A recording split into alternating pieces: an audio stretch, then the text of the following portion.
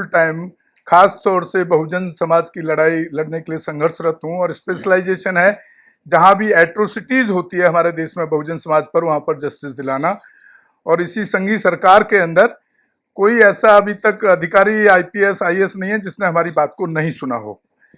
और ये दिल्ली से हमारा चैनल रन होता है और आपका सभी साथियों को, जितने भी हमारे बहुजन मीडिया के साथी हैं, उनका साधुवाद, बहुत बहुत धन्यवाद उनको कि उन्होंने आज हमारी बात को लोगों तक पहुंचाने के लिए मेरे स्टूडियो में आने का कष्ट किया। बहुत बहुत साधुवाद। मैं कल्पना बौद्ध, महिला क्रांति शक्ति ब्रिगेड से राष्ट्रीय अध्यक्ष, और मैं सिंगोल को लेकर के जो संसद भवन के अंदर सिंगोल की स्थापना हो कर दी गई माननीय नरेंद्र मोदी जी द्वारा, उसको लेकर के आप सभी से प्रेस कॉन्फ्रेंस करने के लिए आप सभी लोगों को बुलाया और आप समय पर आए और हमारी बात को जन जन तक पहुंचाने के लिए आप सभी लोगों को, मीडिया वालों को बहुत बहुत साधुवाद, बहुत बहुत धन्यवाद। मैडम, क्या उद्देश्य है, क्या करना आप चाह रहे हैं? वर्तमान में जो सरकार है जिस तरीके से वो दिखा रही है कि हम किसी को अधिकार नहीं देंगे, लेकिन आप लोग लड़ाई के लिए आगे आए हैं, क्यों? सरकार देखिए, सरकार की तानाशाही, ये देश लोकतांत्रिक है और लोकतांत्रिक देश में सरकार कितनी भी तानाशाही कर ले, लेकिन सरकार की तानाशाही नहीं चलेगी, क्योंकि सरकार से जनता नहीं है, जनता से सरकार है। तो जनता अपनी हक की अधिकार की आवाज हमेशा उठाती रही और उठाती रहेगी। जैसे काफी सारे लोगों के अंदर जो भी बोले की कोशिश करता है, सरकार सीबीआई सीडीआई एडी लगा देती है, जिससे कि जेल में डाल देती है जहां तक, और जिसके चलते लोगों की बोलती आज तक बंद कर रखी है। जो ये मुद्दा मैंने आज उठाया है, इसको लेकर के लोगों ने आवाज नहीं उठाई। इसका कारण है कहीं ना कहीं सरकार का दबाव, सरकार का डर। लेकिन मैं इस देश की नागरिक हूं और हमारे जो संविधान है, बाबा साहेब ने हमारे भारतीय संविधान को लिखा और जिससे हमारा भारत देश चलता है, उसकी माननीय नरेंद्र मोदी जी द्वारा अवहेलना की गई, संविधान का उल्लंघन किया गया, तो मैं इसका पुरजोर विरोध करती हूं और इसको लेकर के मैं मैदान में उतरी और ये हम सरकार को चेतावनी देते हैं कि भारत देश लोकतंत्र है, आपकी तानाशाही नहीं चलेगी। संगोल को लेकर आप पूरे देश में एक आंदोलन बना रही हैं जी, आप दोनों लोग मिलकर इसको शुरू कर रहे हैं जी, कैसे कर पाएंगे? क्या व्यवस्था है आपके पास? देखिए, व्यवस्था है, इंसान का पहले नंबर तो हौसला होना चाहिए, खुद के दृढ़ संकल्प होने चाहिए। जैसे हमारे पास ना कोई साधन है, ना कोई संसाधन है, ना कोई बिजनेस है, कुछ नहीं, लेकिन मेरा महापुरुषों के प्रति हमारा लगाव, जो महापुरुषों ने हमें दौलत दी है, हमें विरासत के रूप में हमें संविधान दिया है, उसको बचाने के लिए हमारे लाखों करोड़ों लोग हमारे साथ इस आंदोलन के साथ खड़े हैं और समर्थन देने को भी हमारे अलग अलग संगठन के लोग तैयार हैं। और उन्हीं के द्वारा, उन्हीं के साथ सपोर्ट से आंदोलन सफल भी होगा और अपने लक्ष्य तक हम पहुंचेंगे भी, ऐसा मेरा विश्वास है अपने बहुजन समाज के लिए कि बहुजन समाज पीछे नहीं हटेगा। माना कि सरकार ने जिस तरीके से लोगों के अंदर भय और डर बैठा रखा है, जो ये सामने नहीं आए, जिस दिन 28 तारीख को संसद भवन का उद्घाटन माननीय नरेंद्र मोदी जी ने किया और उसमें हिंदू राष्ट्र की जो स्थापना की, लेकिन हमारे लोग नहीं पहुंचे, नहीं आवाज उठाई, उन्होंने उठाई लेकिन वो वहीं तक शांत हो गए, क्योंकि उनको डर था। हमारे जो भी राष्ट्रीय दल के नेता हैं, जो भी बड़े बड़े संगठन के लोग हैं, उनको ऐसा ही लग रहा था कि अगर हम ज्यादा आवाज उठाएंगे तो वो सरकार हमें पकड़ के जेल में डलवा देगी, मर्डर करवा देगी, क्योंकि सरकार यही कर रही है, या तो इनकाउंटर करवा दे रही है, या जेल में डाल दे रही है, या सीडीआई सीबीआई लगा दे रही है। तो इस डर से हमारे जो भी राष्ट्रीय दल के नेता हैं, बड़े बड़े संगठन के लोग हैं, वो वहीं के वहीं शांत हो गए। लेकिन हमारे महापुरुषों का देश है, महापुरुषों ने खून पसीने से इस देश को सींचा है, जिनका नामो निशान नहीं, जिनकी उंगली तक नहीं कटी, वो हमारे देश पे राज कर रहे हैं। और हमारे महापुरुषों ने जो संघर्ष किया, खून पसीने से सींचा और बलिदानियां दी, उनका इतिहास से नामो निशान गायब कर दिया और वो दोबारा से वही 1947 वाला भारत देश हमारे देश में लागू करना चाहते हैं माननीय नरेंद्र मोदी जी। वो हम बिल्कुल होने नहीं देंगे।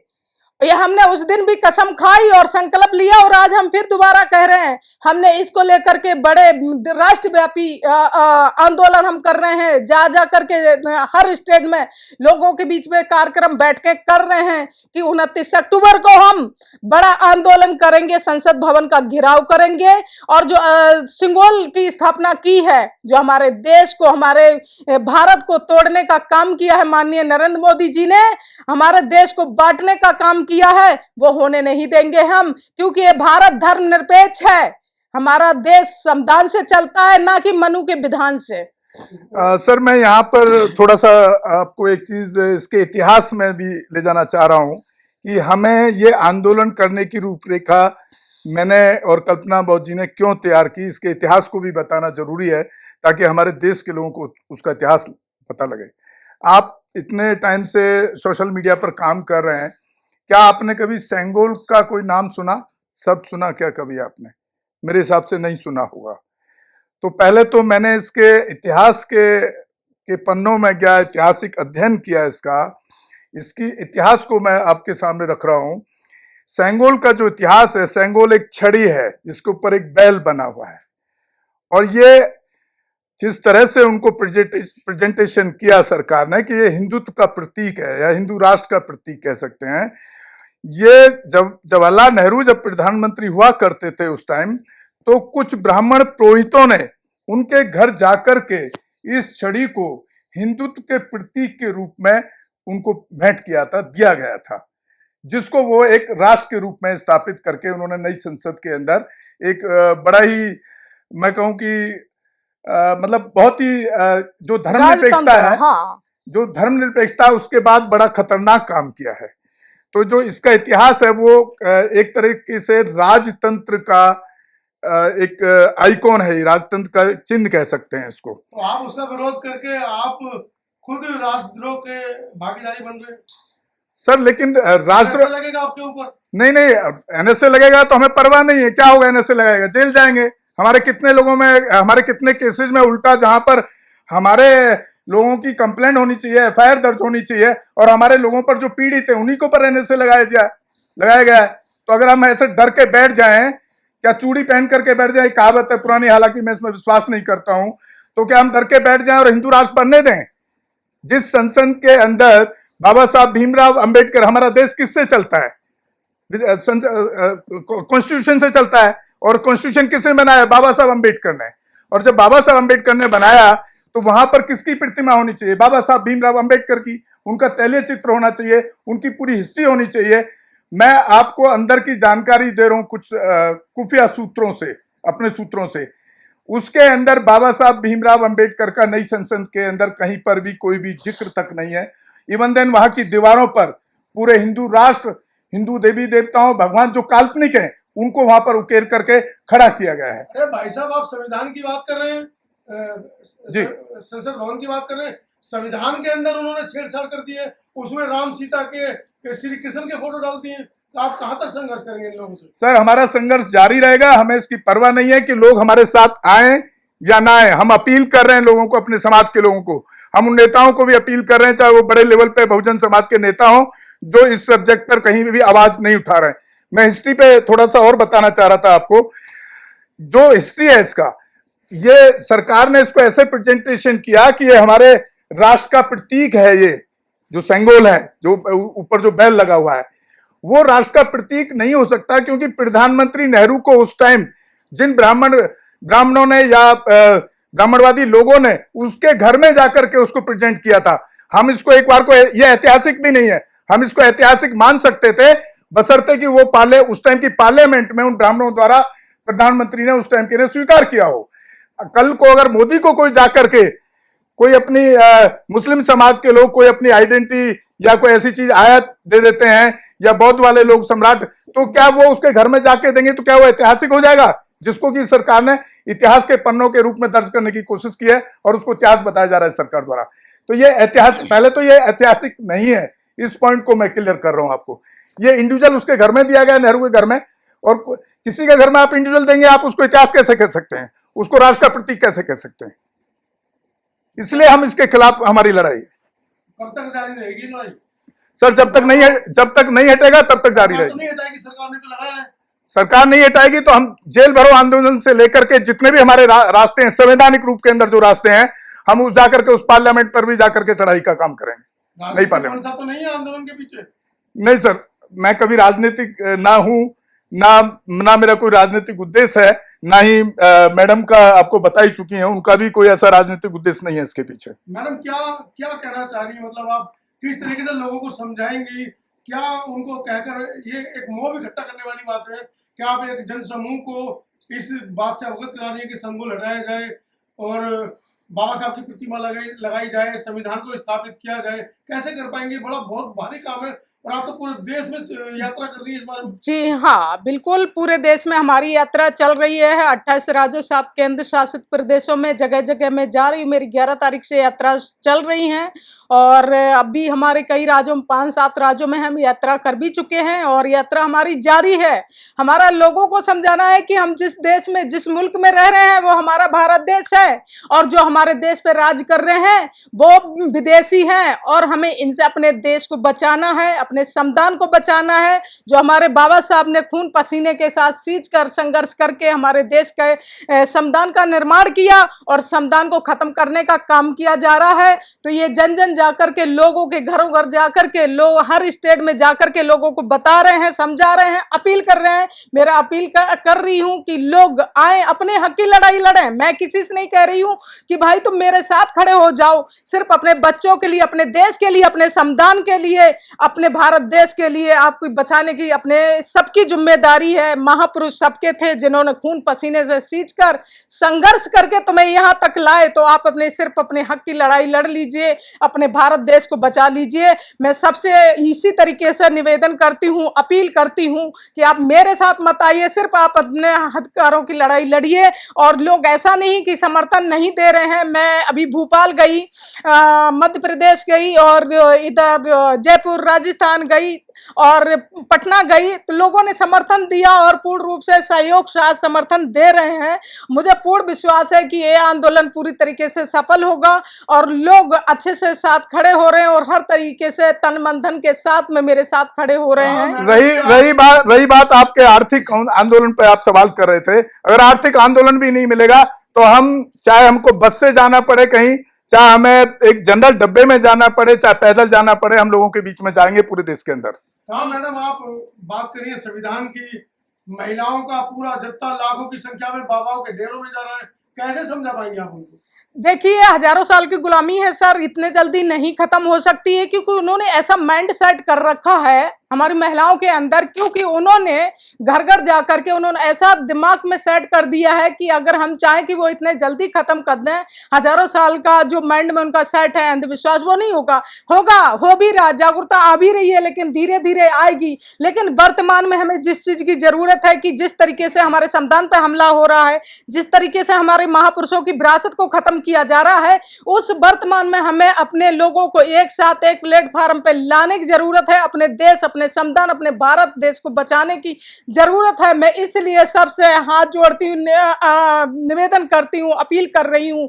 मैं सड़कों पर टैक्सी से, अभी हम जयपुर गए, कार्यक्रम था इसी के लेकर के, आंदोलन को लेकर के हमारी यात्रा चल रही थी, हमें टिकट नहीं मिली। मैं जनरल टिकट लेकर के, और जनरल उसमें 2 दिन का सफर करके मैं वहाँ भीलवाड़ा उदयपुर पहुंची, वहाँ कार्यक्रम करके आई और 2 दिन तक भूखी रही वहाँ, क्योंकि मैं जिस दिन गई तो उससे डायरेक्ट रात की पूरा भूखी रही। फिर जिस दिन मैं वहाँ पहुंची 15 तारीख को, तो उस दिन सारे दिन कार्यक्रम में रही, वहाँ कोई खाने पीने की नहीं रहा व्यवस्था। उसके बाद शाम के जयपुर के लिए निकली हुई रात के, तब भी पूरी रात ऐसे ही चली। तो दद्दर भटक रही हूँ, दद्दर ठोकर खा रही हूँ, सिर्फ किसके लिए? समाज के लिए, देश के लिए, अपने संविधान को बचाने के लिए।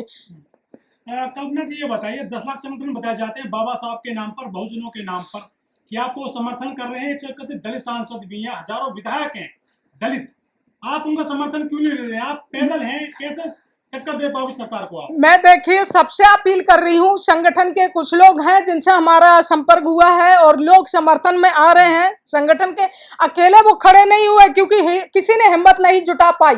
सर, ये आपने चमचा युग पढ़ा है काशीराम साहब का? चमचा युग आप लोगों ने पढ़ा होगा, आप सोशल मीडिया पे बहुजन समाज के लिए काम कर रहे हैं। ये वही चमचा युग के पार्ट हैं जो आज की डेट में संगठन और राजनीति कर रहे हैं, जो न संविधान की बात कर रहे हैं न बहुजन समाज के अधिकारों की बात करते हुए दिखते हैं। अगर बात कर रहे हैं तो उनको एक प्लेटफॉर्म पे आज तक क्यों नहीं आ पाए? इसका मतलब है वो सिर्फ बहुजन समाज को जो इस्तेमाल कर रहे हैं अपने बंगले, कोठी और महलों में रहने के लिए, और समाज के पैसे का इस्तेमाल करते हैं। मैं खुलेआम आपके बीच में बोल रहा हूं। ये गौतम रत्न आदमी बैठा है, 2.5 करोड़ रुपए को लात मार चुका है, अभी तक 2.5 करोड़ रुपए समाज के लिए लगा के खर्च कर चुका है। ये इतना बड़ा स्टूडियो चला रहा हूं, सिर्फ एक ही मकसद होता है कि मेरे बहुजन समाज को न्याय मिलना चाहिए, चाहे वो किसी भी हालत में हो। नेता हमारे साथ आए या ना आए, हमें इसकी भी बिल्कुल परवाह नहीं है। आएंगे तो मोस्ट वेलकम है इस प्रोग्राम में, नहीं आएंगे तो हम और कल्पना जी का बिल्कुल हाथ जोड़ के समाज से भी विनती है कि समाज हमारे साथ जरूर खड़ा होना चाहिए, भले ही वो आर्थिक भी ना हो। लेकिन जब हम आर्थिक भी नहीं होगा तो हम किसी भी रूप में जाकर के उस आंदोलन को किसी ना किसी तरह खड़े करने का पूरा काम करेंगे। लेकिन सर जिस तरह से बहुजन लोग फील्ड में आ रहे हैं, वो काम कर रहे हैं समाज के लिए, ऐसा कहते हैं वो, उनको तो गोली मारी जा रही है। अब दो आंदोलन होगा जंतर मंतर पर, 2 लोग चल करके आ रहे हैं। देखिए, हम इसके लिए तन मन धन से नहीं, हम इसके लिए मेंटली और शारीरिक रूप से तैयार हैं। चाहे गोली मार दी जाए, चाहे रेप हो, चाहे मर्डर हो, चाहे जेल में डाला जाए, चाहे फांसी पे चढ़ा दे सरकार, लेकिन हम सरकार के आगे झुकेंगे नहीं। अपने अधिकारों के लिए आखिरी सांस तक लड़ेंगे। ये हमारा अपना चैलेंज है सरकार से, और हम अपने अधिकारों के साथ छेड़छाड़ नहीं करने देंगे, अपने संविधान के साथ छेड़छाड़ नहीं करेंगे। और मैं समझता हूं जहां तक इस तरह की कोई भी घटना किसी भी बहुजन समाज के साथ हो, कल हो सकता है, मैं समझ गया आप जो कहने चाह रहे हैं कि अभी चंद्रशेखर के साथ गोली मारी गई, चंद्रशेखर भाई को, छोटा भाई है हमारा, कोई भी समाज का व्यक्ति हो सकता है उसके काम करने का तरीका अलग हो, हमें नापसंद हो, या उसका हमारे को अपना तरीका पसंद है, उनका नहीं पसंद हो। लेकिन अगर इस तरह की घटना किसी के साथ भी हो तो मैं समझता हूं राजनीतिक प्लेटफॉर्म से उठ करके, चाहे वो बैसपा हो, चाहे वो बाम सेफ हो, चाहे वो भीम आर्मी हो, जितने भी संगठन है XYZ, चाहे उदित राज का संगठन हो, परिसंघ, उनको सबको ऐसे केसेस में आकर के एक जगह खड़े होकर के उसका विरोध करना ही चाहिए, ऐसा मैं मानता हूं। 21 तारीख को जंतर मंतर जा रहे हैं? मैं सर जाऊंगा, बिल्कुल जाएंगे, बिल्कुल समर्थन कर रही हूं। सर इस मुद्दे पर समर्थन करेंगे, राजनीतिक मुद्दे पर नहीं। राजनीति वो क्या करते हैं उससे हमें कोई लेना देना नहीं है। अगर हमारे समाज के किसी व्यक्ति पर कोई उंगली उठाएगा तो उसके खिलाफ हम हर जगह खड़े होंगे। हमारे चैनल बहुजन दस्तक को लाइक, शेयर, सब्सक्राइब देखना मत भूलिएगा। जय भीम, जय भारत, जय संविधान, नमो बुद्धाय। धन्यवाद। चैनल आर्थिक समस्या से गुजर रहा है। अगर आप बहुजन समाज में बाबा साहेब अम्बेडकर और तथागत बुद्ध की विचारधारा को अधिक से अधिक लोगों तक पहुंचाना चाहते हैं तो हमें आर्थिक सहयोग प्रदान करें, ताकि हम अपने चैनल के माध्यम से देश विदेश में समता, बंधुता, एकता और संवैधानिक अधिकारों को ज्यादा से ज्यादा लोगों तक पहुंचा सकें। आप अपनी सहायता राशि नीचे लिखे खाते में जमा करा सकते हैं। खाता धारक गौतम रत्न, खाता संख्या 3169576865 IFSC कोड SBIN 0060336, बैंक भारतीय स्टेट बैंक। आप हमारे बैंक खाते का विवरण स्क्रीन पर भी देख सकते हैं। जय भीम, जय भीम। मैं गौतम रत्ना आपका बहुजन फिल्म प्रोडक्शन में स्वागत करता हूं, और आप हमारे प्रोडक्शन हाउस के अंदर अपना कैरियर बना सकते हैं as a film director, as a producer and actor and actress and editor and cinematographer also. अगर आपको फिल्म से रिलेटेड कुछ भी प्रोजेक्ट आपको बनवाना है तो हमारे पास में पूरा सेटअप है, जिसमें फिल्म कैमरा है, शूटिंग लाइट्स है और एडिटिंग है।